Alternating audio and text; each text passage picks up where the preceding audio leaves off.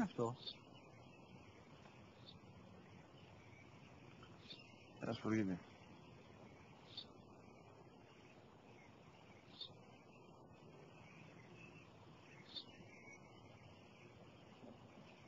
Τι είναι αυτό?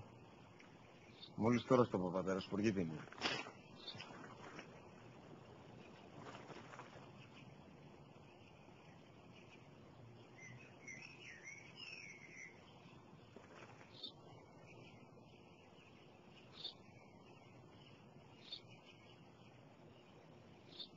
Τι είναι αυτό?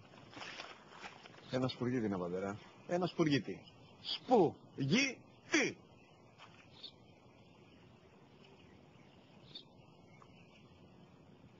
Τι είναι αυτό? Γιατί το κάνεις αυτό το πράγμα, μπορείς να μου πεις τόσες φορές σου είπα, είναι ένα σπουργίτι. Δεν το καταλαβαίνεις.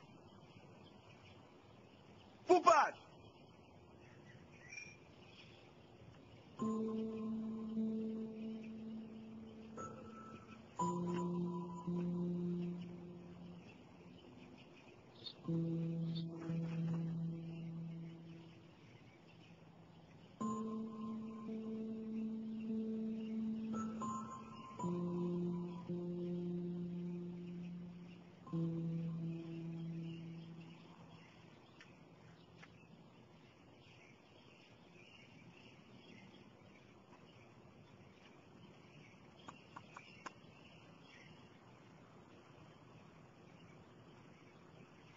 Δυνατά.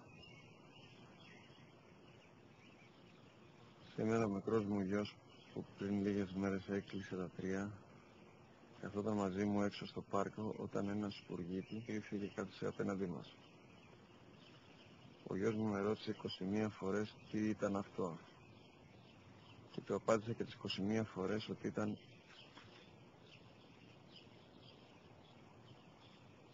ένα σπουργίτι.